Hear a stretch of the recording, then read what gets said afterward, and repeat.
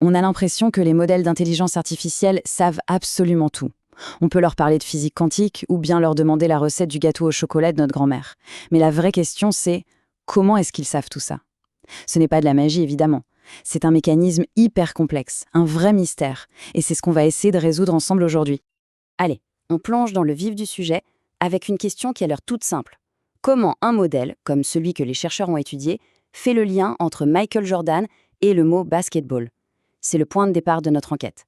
On va suivre les indices, un par an, au milieu de milliards de paramètres, pour piger comment cette info est stockée et surtout comment elle est retrouvée. Mais avant de commencer, il y a un concept qu'il faut absolument avoir en tête. La superposition. C'est une sorte d'astuce de compression super intelligente. Imaginez que vous essayez de faire rentrer dans une seule valise les tenues pour 10 voyages différents. Eh bien, l'IA fait un peu la même chose. Elle arrive à stocker plus de faits et de concepts qu'elle n'a de neurones en superposant les informations les unes sur les autres. C'est super efficace, c'est sûr, mais ça rend le truc quasi impossible à déchiffrer. Bon, notre première étape, comme dans toute bonne enquête de détective, c'est de trouver où ça se passe.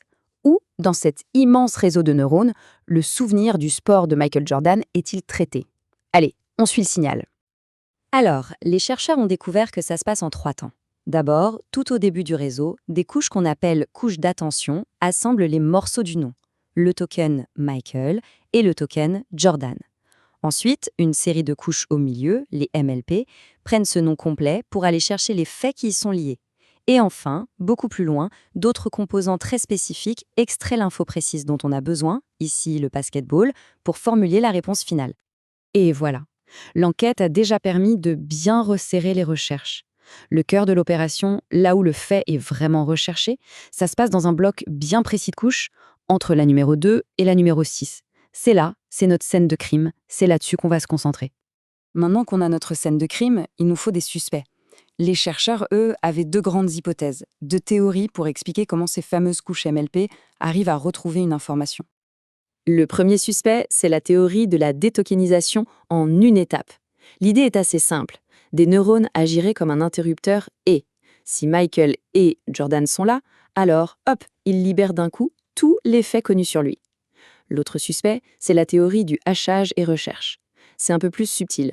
D'abord, les premières couches créent une sorte d'empreinte digitale unique pour Michael Jordan. Et ensuite, les couches d'après utilisent cette empreinte comme une clé pour aller déverrouiller des faits bien spécifiques, comme son sport, par exemple. Bon, il est temps de passer à l'interrogatoire, de confronter nos suspects aux preuves. Les chercheurs ont donc mené tout un tas d'expériences pour voir quelle théorie tenait vraiment la route en regardant ce qui se passait à l'intérieur du modèle. Et le verdict, pour notre premier suspect, tombe très vite. Il est sans appel. L'idée d'une simple porte été qui active tout d'un coup, eh bien, ça ne correspond pas du tout à ce qui a été observé dans le réseau. Et les preuves sont là, elles sont claires. D'abord, les couches MLP ne bossent pas chacune dans leur coin. Non, elles collaborent. L'une s'appuie sur le travail de la précédente. Et deuxièmement, les chercheurs ont vu que les neurones importants pour se souvenir de son équipe, par exemple, n'étaient pas du tout les mêmes que ceux pour se souvenir de son année de draft. Donc, la théorie s'effondre. Alors on se dit, ok, facile, c'est notre deuxième suspect, le coupable. Eh bien, pas si simple. La théorie du hachage et recherche a l'air plus solide, c'est vrai, mais les preuves sont assez confuses. Ce n'est pas non plus une explication parfaite. Et voilà un indice qui vient tout compliquer. Ce graphique, il montre que le modèle réagit beaucoup plus fort aux noms qu'il connaît déjà, comme Michael Jordan, par rapport à des noms inconnus. Et ça, dès les toutes premières couches. Le problème, c'est que la théorie du hachage dit que le début du traitement devrait être neutre, identique pour tous les noms. Le fait que ce ne soit pas le cas, ça suggère que la réalité est bien plus complexe et que le modèle reconnaît un nom familier bien avant la phase de recherche. L'enquête semblait donc dans une impasse. Aucune des 2 théories ne collait vraiment. Mais c'est en fouillant dans ce désordre, dans cette information distribuée partout, que les chercheurs ont mis la main sur un truc totalement inattendu. Et ça, c'est une découverte assez dingue, qui montre bien toute la complexité du système. Au beau milieu de ce mécanisme de superposition où tout est diffus, tout est mélangé, ils ont trouvé un neurone spécialisé, un neurone du baseball, le L5N6045, qui s'allume beaucoup plus quand on lui parle de joueur de baseball.